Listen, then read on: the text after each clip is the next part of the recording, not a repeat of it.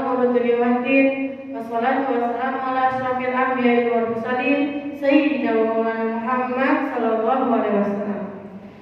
Yang pertama-tama dan yang paling utama, marilah kita panjatkan puji serta syukur kita kepada Allah Subhanahu wa taala yang telah melimpahkan banyak nikmat kepada kita, di antaranya nikmat iman, nikmat sehat, nikmat panjang umur, sehingga kita dapat melaksanakan kegiatan pesantren kilat hari kedua.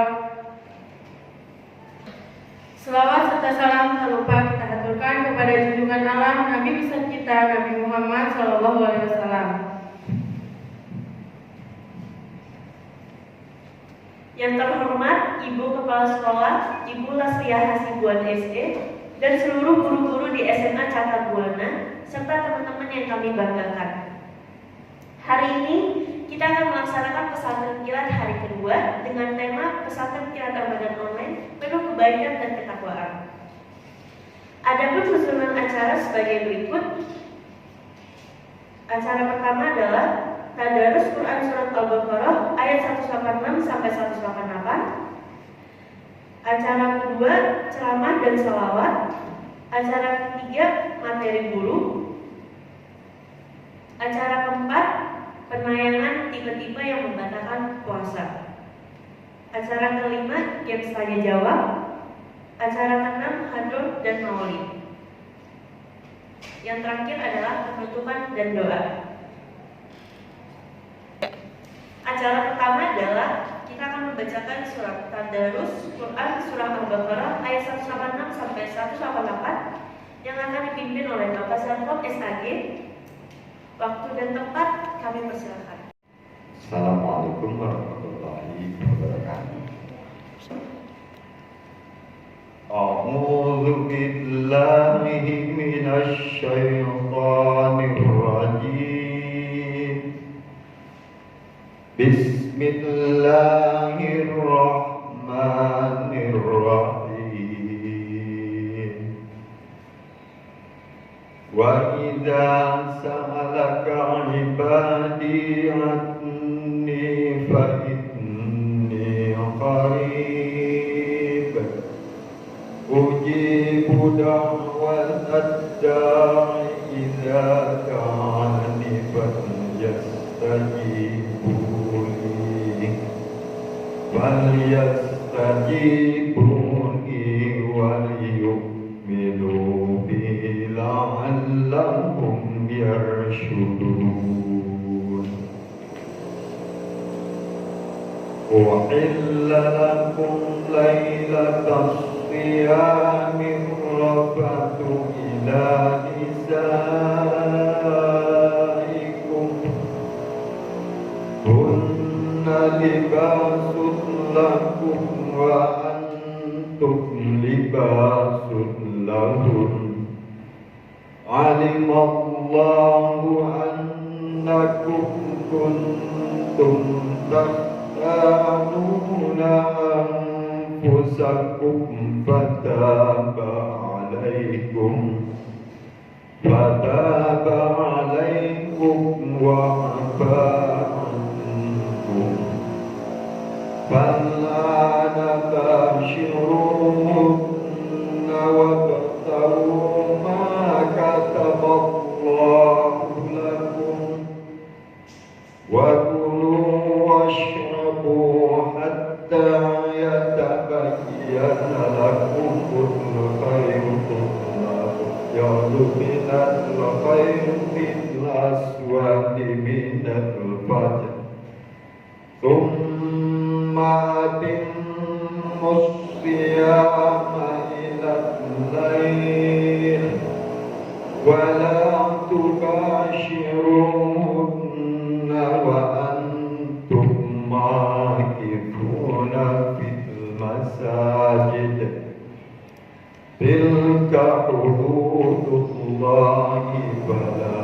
taqrabuha kadzalika yubayyinullahu ayatihi kadzalika yubayyinullahu ayatihi lin-nasi la'allahum yattaqun.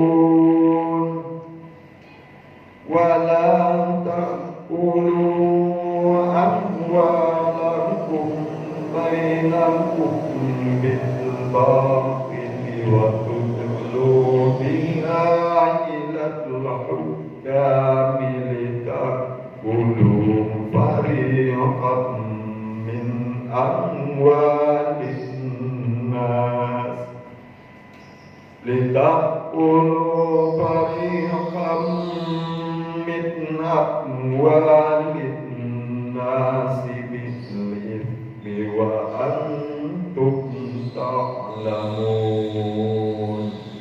صدق الله العظيم. Assalamualaikum warahmatullahi wabarakatuh. Terima kasih kami sampaikan kepada Bapak Zarkom yang telah memimpin tadarus hari ini. Acara selanjutnya adalah ceramah dan sholawat yang akan dipimpin oleh Ibu Fatma Mutia SPD. Waktu dan tempat kami persilahkan. Bismillahirrahmanirrahim. Assalamualaikum warahmatullahi wabarakatuh. Bismillahirrahmanirrahim. La haula wala quwwata illa billah. Asyhadu an la ilaha illallah wa asyhadu anna Muhammadar Rasulullah. Alhamdulillahirabbil alamin. Wassalatu wassalamu ala asrofil anbiya'i wal mursalin wa ala alihi washabbihi ajmain. Amma ba'du. Terima kasih pada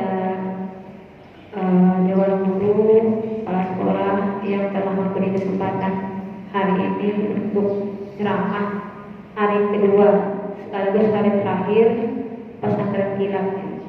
Kemudian terima kasih pada anak-anakku sekalian yang telah mau bergabung dan mendengarkan sedikit mungkin siraman rohani ya, pengetahuan ya, tentang ceramah di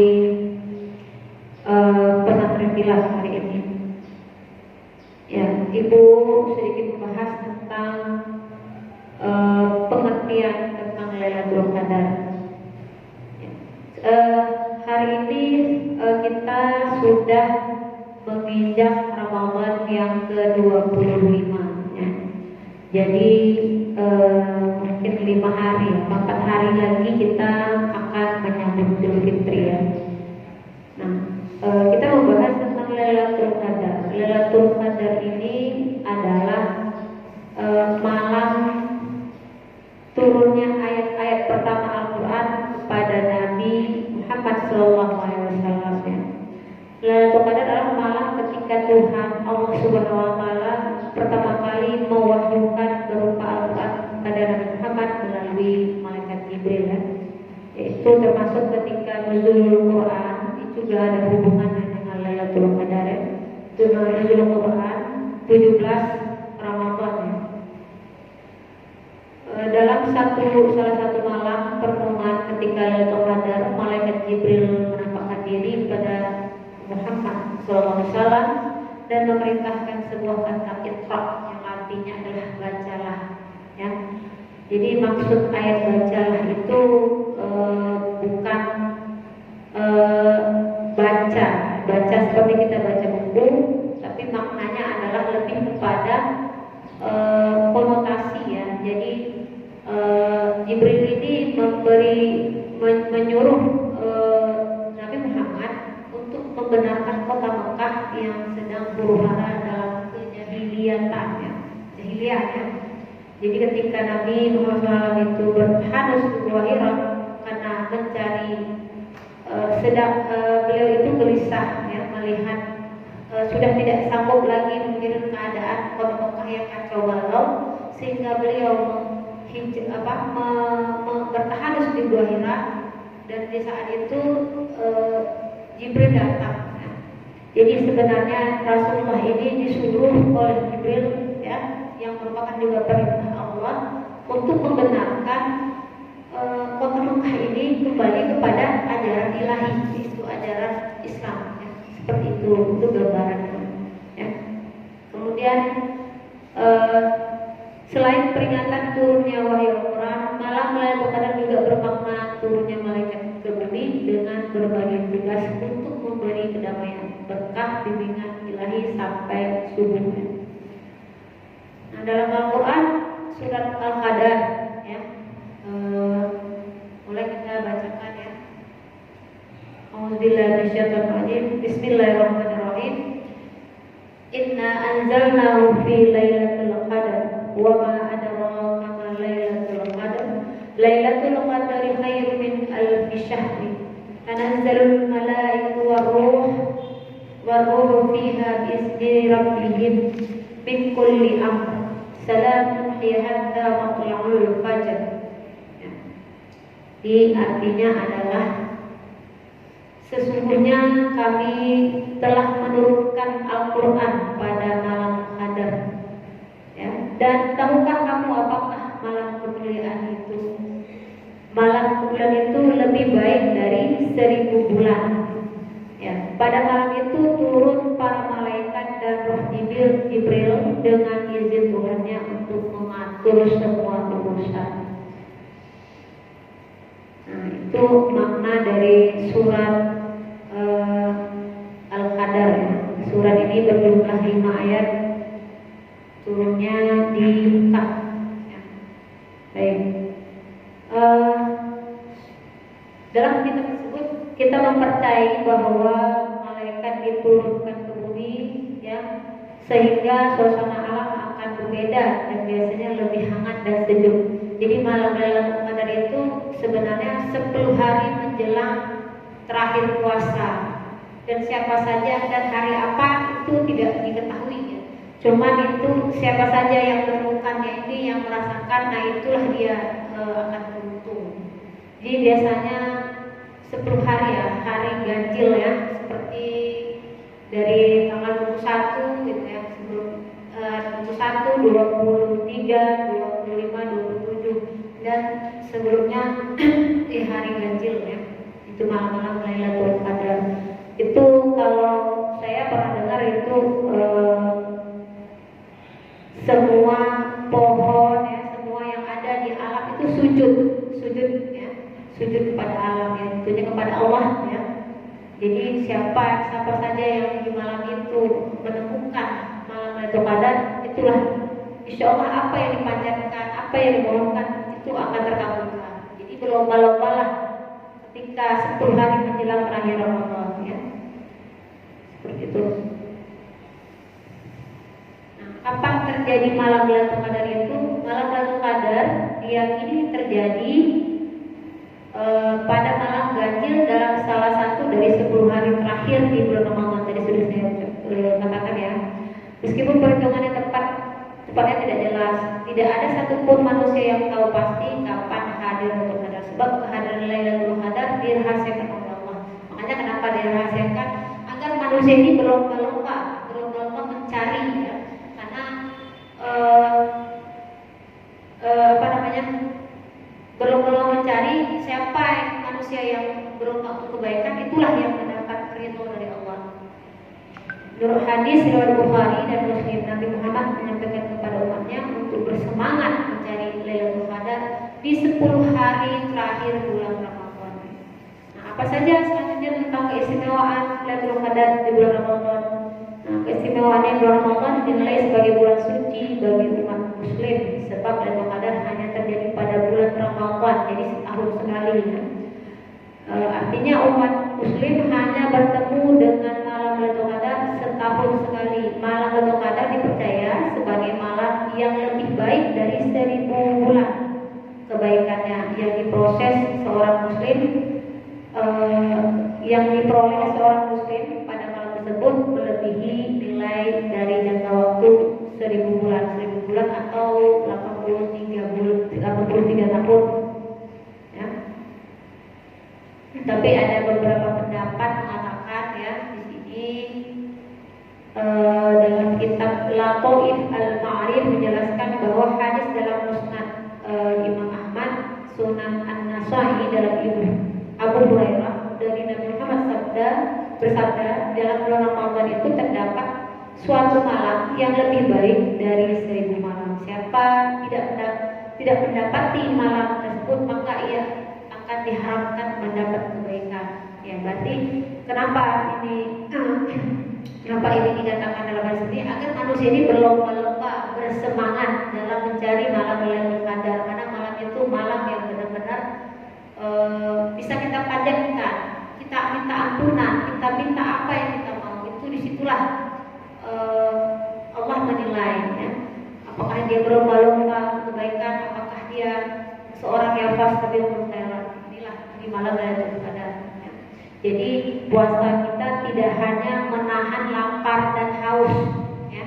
tapi juga menahan segala amarah, emosi, ya segala macam, kemudian melihat hal-hal yang membuat makruh puasa, nilai puasanya kurang, apalagi kamu sering menonton game itu bisa mengurangi pahala. Tapi lihatlah yang bermanfaat, ingatlah ceramah itu akan melebihi puasa kamu, ya seperti itu. Apalagi di malam Lailatul Qadar. Jadi akan lebih baik itu dalam bulan puasa mencari berlomba-lomba, ya karena ini cuma setahun sekali, belum tentu tahun depan kita bertemu lagi, seperti itu.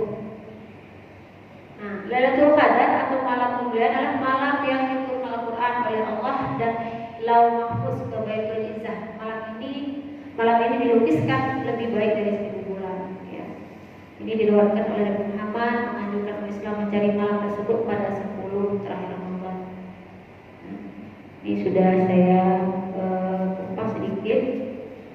Sebenarnya banyak tentang keistimewaan Lailatul Qadar ini.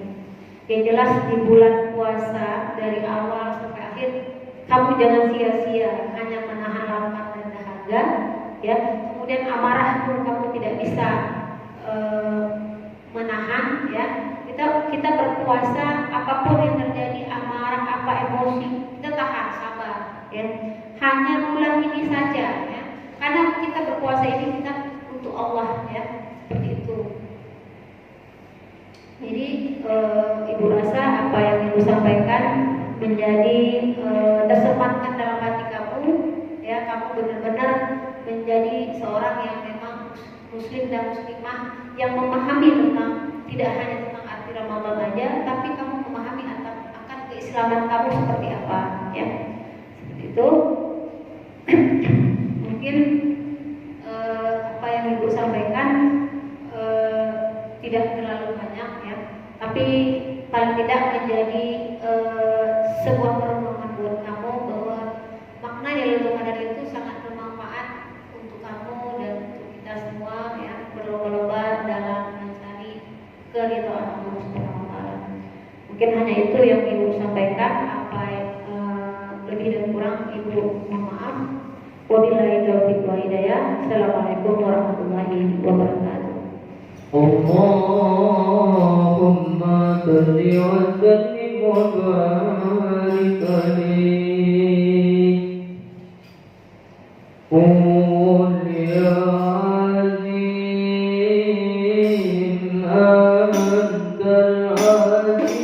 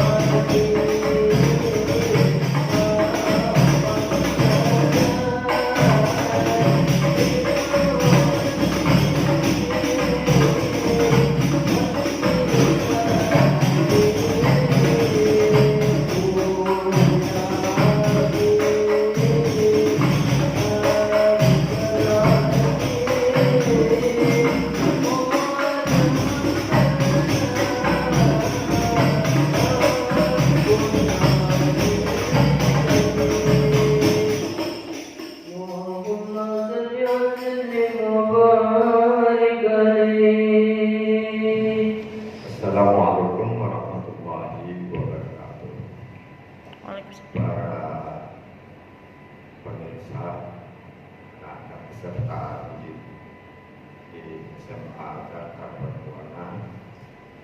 Pada kesempatan kali ini kita mencoba melihat Quran ayat surat Al-Maidah ayat 6, yang mana di surat Al-Maidah ayat 6 ini membahas tentang bagaimana tata cara kita berwudu yang menghilangkan hadas kecil, ya, karena ini salah satu hal yang terpenting sebelum kita melakukan ibadah sholat. Ini sangat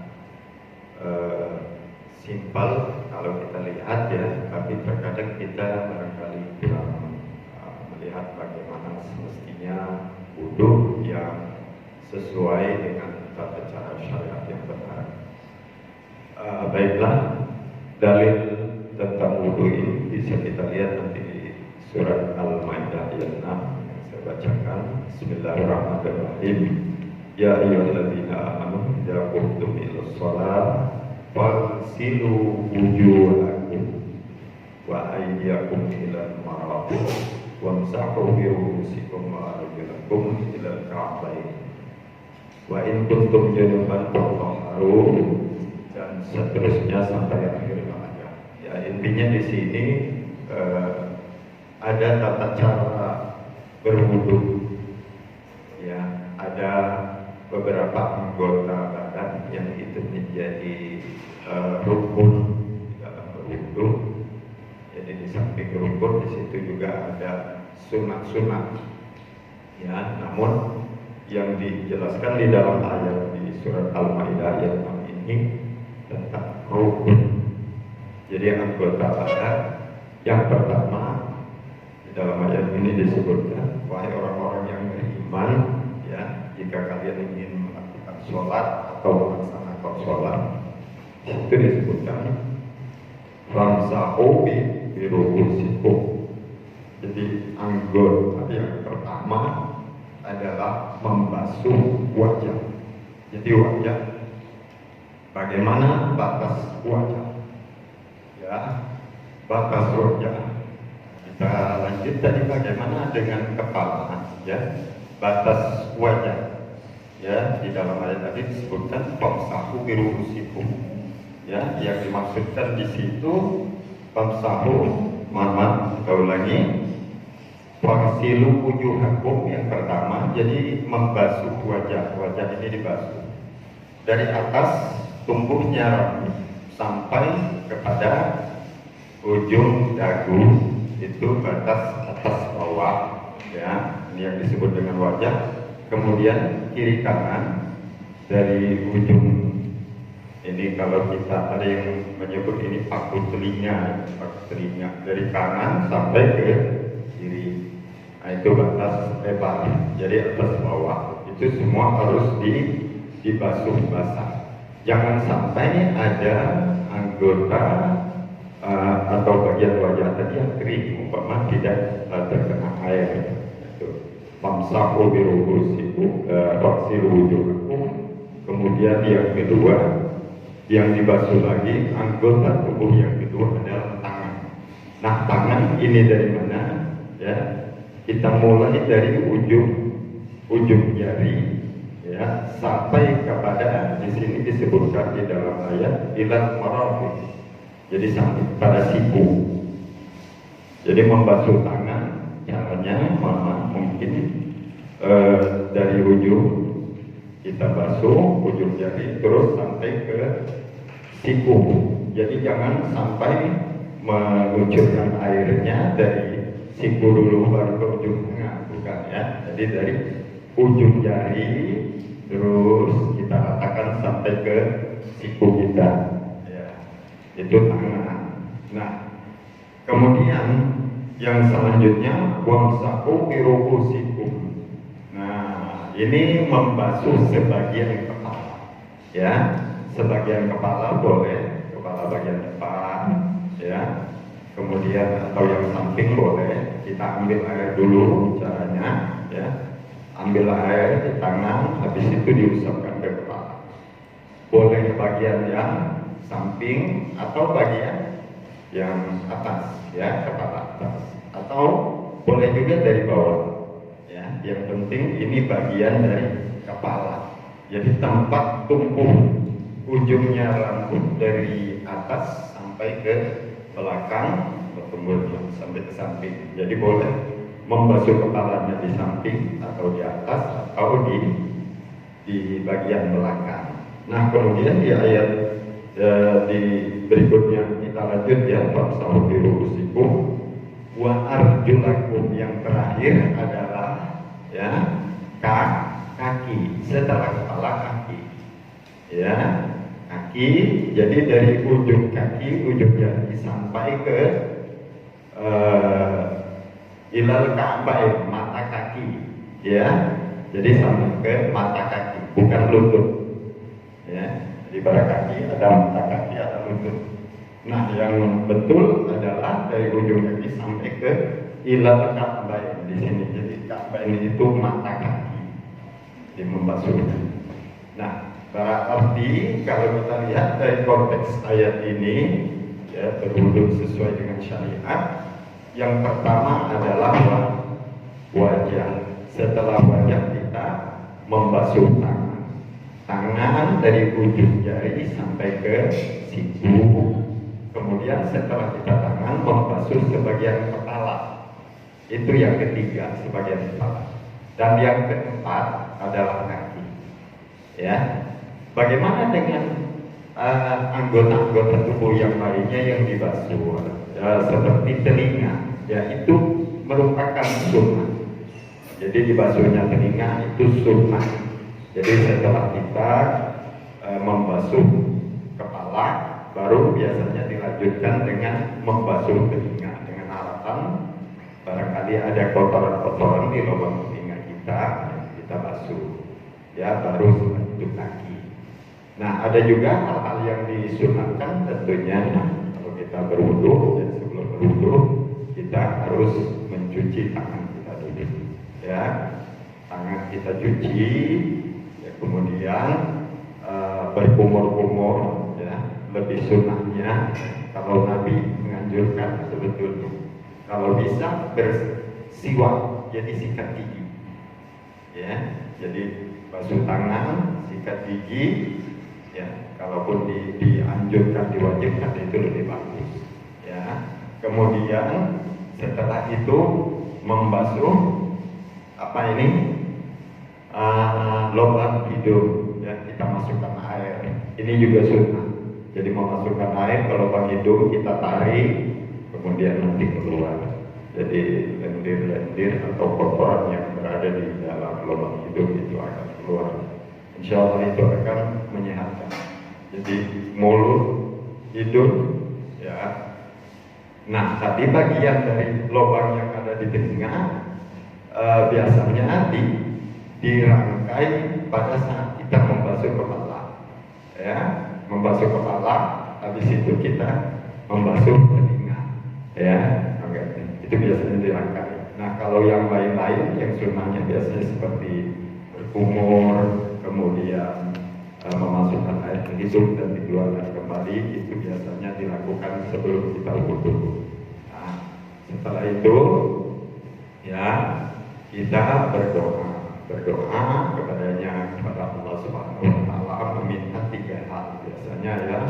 Kita syahadat dulu, asyhadu an la ilaha illallah wa asyhadu anna Muhammadar Rasulullah. Allahumma ja'alni minat tawwabina wa ja'alni minat mutatahhirin wa ja'alni min ibadikas sholihin. Kita berdoa kepada Allah mudah-mudahan jadi orang yang taubat, ya, orang yang bersih dan orang yang soleh. Itu 3 hal yang kita minta biasanya setelah wudu. Nah, kalaupun kita tidak mendapatkan air, maka kita diharuskan bertayamum. Nah, barangkali nanti kalau ada kesempatan, ya, kesempatan 1 kali lagi kita akan coba bagaimana melakukan tayamum. Untuk sementara kita bahas tentang wudu dulu. Mungkin hanya ini saja. Penjelasannya maaf. Assalamualaikum warahmatullahi wabarakatuh. Terima kasih kami ucapkan kepada Bapak Zar Komes AG yang telah menyampaikan materi pada hari ini.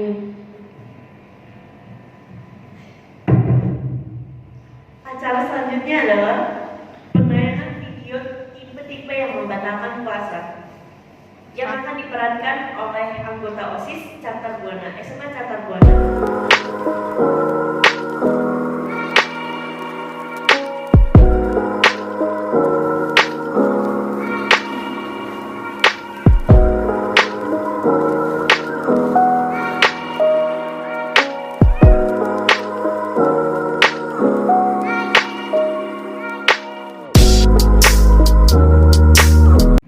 Bagaimana teman-teman penayangan video tadi? Oke, kita akan masuk. Acara selanjutnya adalah hadroh atau maulid yang akan dibawakan oleh anggota hadroh dari SMA Catar Buana. Waktu dan tempat kami persilakan. Allahumma salli wa sallim wa barik alaihi. Syirillah ya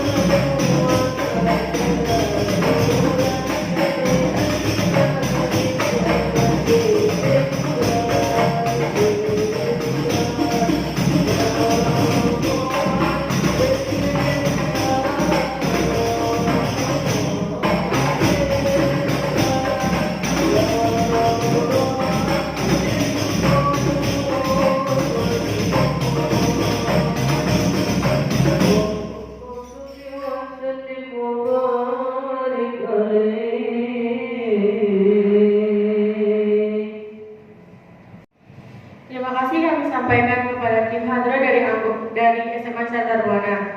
Acara yang terakhir yaitu penutupan atau doa yang akan dipimpin oleh Ibu Fatma Mutia SPD. Waktu dan tempat kami persilakan. Demikianlah anak-anak sekalian, untuk menutup acara pesantren kilat kita membaca doa penutup bersama. Bismillahirrahmanirrahim. Rabbana la tu'akhizna in nasina aw akhtana. Rabbana wa la tahmil 'alaina isran kama hamaltahu 'alal ladzina min qablina. Rabbana wa la tuhammilna ma la taqata lana bih wa'fu 'anna wa'ghfir lana warhamna anta maulana fansurna 'alal qaumil kafirin. Rabbana atina fid dunya hasanah wa fil akhirati hasanah wa qina 'adzabannar. Subhanallahumma wa bihamdika asyhadu an la ilaha illa anta astaghfiruka wa atubu ilaik. Baiklah, sekian acara pesantren kilat hari kedua. Kurang lebihnya mohon maaf. Wabillahi taufiq wal hidayah. Wassalamualaikum warahmatullahi wabarakatuh.